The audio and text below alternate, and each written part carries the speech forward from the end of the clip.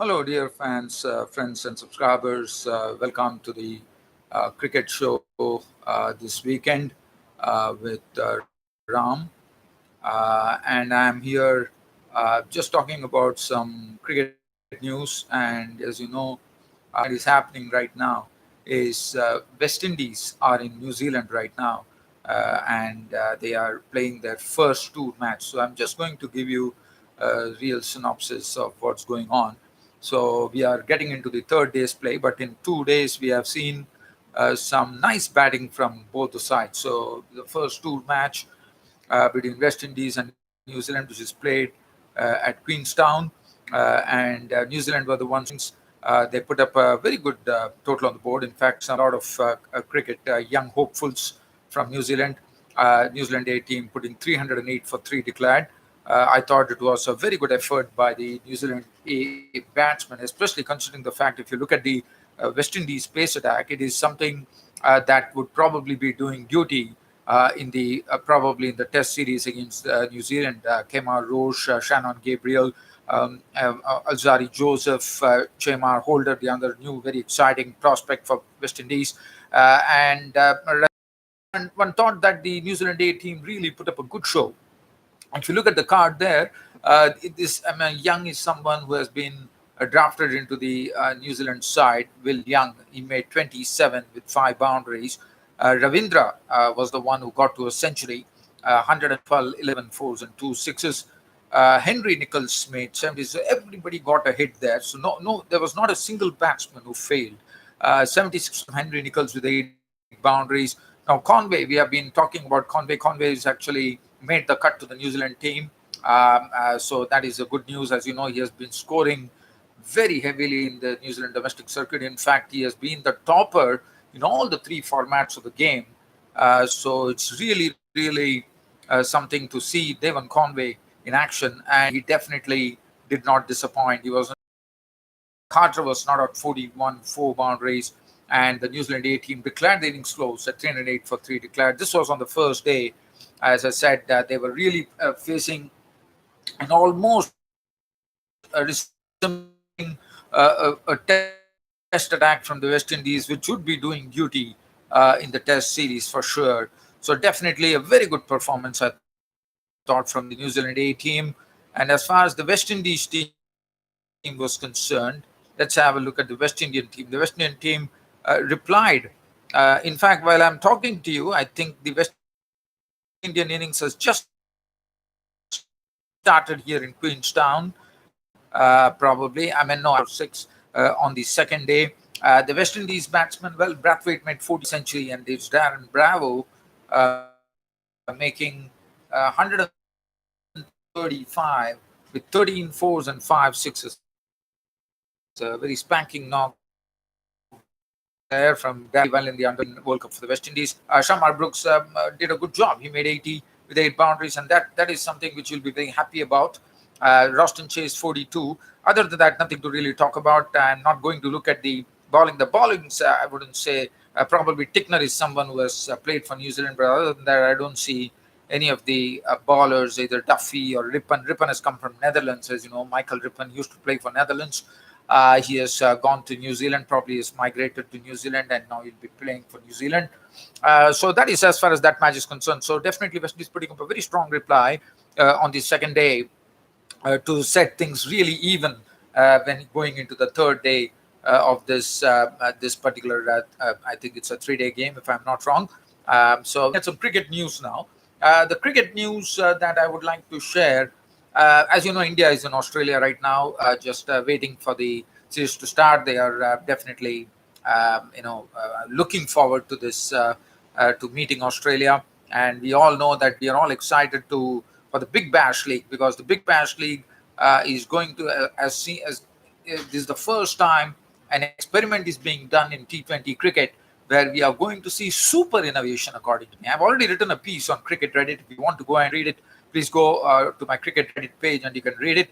Well, it is something as I would call it super innovation, because this is something, this Big Bash League, which is going to, glad that Trent Wood was the one who actually was instrumental in deciding this. I think T20 cricket is going to become more exciting for power plays. Than you have the ability to power play anytime between the 10th and the 20th over. So this really brings in the pinch hitters, as we call it in cricket, and these are the ones who would be the ones who would be really motivated, because they will have a chance to really go at the bowling hard, but that they have to live up to it. And I think it's going to get super exciting, according to me. I think I'm really this is a sort of a harbinger of things to come as far as T20 cricket. And if at all this becomes a success, I'm sure this will be implemented everywhere, every cricket for a real treat. I'm hoping that in Premier League, for the first time, the inaugural Sri Lanka Premier Cricket League, T20 Cricket League, the first time that Sri Lanka is hosting it. Well, there have been talks about it was not so, it was not very, probably hastily arranged during the COVID, probably. And one thing that I'm not really happy about is the local boy, Lasit Malinga, is not going to be playing in the LPL. So that has come for me as a real shocker, because I thought in Sri Lanka, I thought Lasit Malinga should have played, but probably he has some health issues and he won't be there. So it's definitely something. And as you know, he's a local boy, Lasit Malinga. He has been a sort of he has played as a sort of like a war veteran. He has been into the Sri Lankan cricket team, as we all know. Uh, uh, very sorry to know that Mohammad Siraj, the pace bowler from Australia, who is in Australia right now, lost his. Very sad. I mean, it is not. It's something which could happen. It should never happen to anybody. But very sad that Mohammad Siraj, unfortunately, is going to be stay put in. And really, my condolences to him on his father's demise. The other thing, the other news that I have for you is really exciting. Yeah, I mean, we were talking about Big Bash League. The Big Bash League, the word I had was pinch hitter. Probably I should be I should be probably mentioning it as a floater, sort of a floater, they say. I mean, that will be like, if I would talk about floaters, it will be Andre Russell of West Indies, no doubt about it. We can say Chris Gale of West Indies. These are the players who can be real floaters. Other than that, I'm trying to see what's the other news that I could really share with you, dear fans. There is one thing that I wanted to talk about. We are going to the United States, where cricket is really gathering pace. As you know, we are all waiting for the as you know, the United States is really promoting cricket in a big way, as we all know. And the news is that the former Dallas Baseball Stadium is going to become the new home of United States of America cricket. It's known as the Ad Hoc Stadium in Dallas. It's going to become the new cricket facility there in the United States. And they have signed a 15-year lease to acquire this stadium. That really says it's a huge stadium. It's a 6,000 seater, and I know the USA is trying to promote cricket in a big way. They are really probably even looking to host some world events in the United States. So cricket is really getting a bit of a sort of a big boost now in the United States, and one is looking forward to it, no doubt about it. And As far as this is concerned, the major challenges that the United States officials, cricket officials, are going to face. The last time they hosted something, an ICC tournament, is an ICC America T20 Championship that happened way back in 2015, and we all know Broward Park in Florida, County Stadium, the Lauderhill, has been the one, always been the venue, but now it is going to be Dallas, as I told you. So this is the one. Other than that, I'm trying to see anything else that I could share with you, and they are really looking forward to it because they say they have 250,000 subscribers between Dallas and Houston. That really shows how crazy the country is for cricket. As you know, there is a lot of immigrants there, and also people who have been like a green card holders. So basically, and they are hailing from Asian countries as well. India, Pakistan, Sri Lanka, Bangladesh, one could call. So basically, they are really looking forward to it because they say they have 250,000 subscribers between Dallas and Houston. That really shows how crazy the country is for cricket. As you know, there is a lot of immigrants there, and also people who have been like green card holders. So basically, and they are hailing from Asian countries as well. India, Pakistan, Sri Lanka, Bangladesh, one could call. So there's a lot of potential there for sure. Willow TV is the one which has taken the deal. Willow TV has signed a deal, and we all know about Willow TV. What a powerful broadcast source it is. Well, this is going to be really interesting. As I said, the United States is promoting cricket in a very, very big manner. They are looking at a big opportunity as far as cricket is concerned. As you know, cricket is not something that USA has always been fond of, but it seems now the encouragement is reaching fever pitch in the United States as far as cricket is concerned, which is good to know. Well, dear fans and subscribers, I think I'm I need to speak about one more thing. The thing that I wanted to speak about is the other day. If you want, you can go to my cricket Reddit page or Twitter and look at the piece that I've written on Sami Aslam. And when speaking about the United States, the reason I want to speak about this bloke Sami Aslam, one would remember this not the former, sorry, I'm extremely sorry, the Pakistani opener Sami Aslam, who was a sort of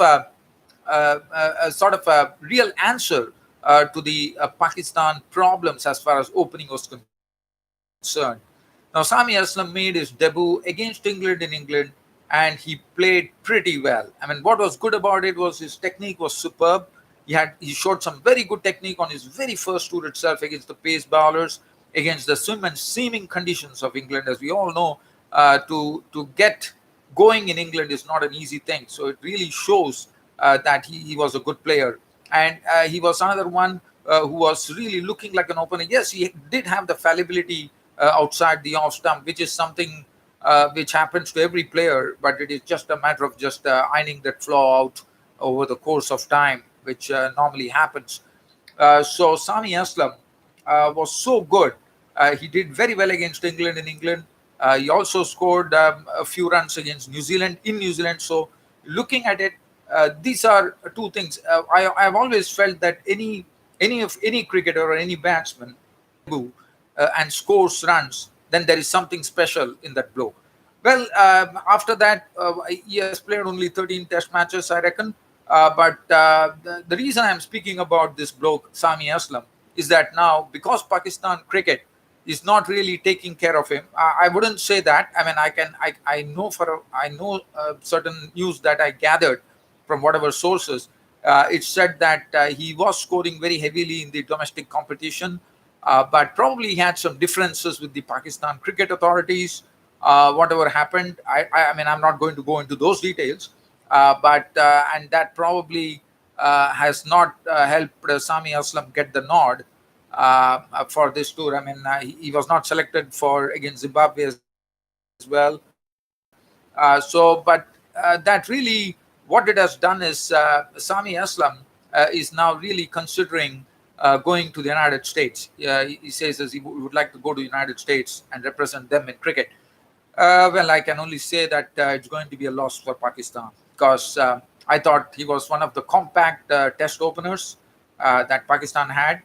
And I think he had the strokes as well. He had that ability to graft an innings, which one looks into an opener.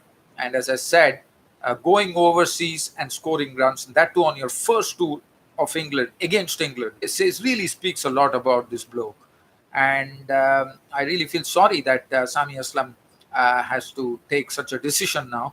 I'm not sure whether he has already embarked, but I know for a fact that he has really said that he's planning to embark to United States to become a part of the USA cricket team. Well, I think that will really do a lot of good. I think USA will definitely gain from having a player like Sami Aslam in their ranks, no doubt about it. In the past, we have seen a lot of West Indies players playing in the United States, so this could also happen. Well, dear fans, I think that really brings an end to this Saturday cricket show of mine. As I've always been telling, get onto my cricket Reddit page. You can go and be a follower on Twitter of my cricket. You can go onto my cricket website, www.cricket-status, www.cricket-status.com. So, dear fans and subscribers, this being said, keep yourself tuned in. I'll be back with my next broadcast that will be coming up tomorrow. That's on a Sunday. Until then, it's goodbye from my studios here. Thank you.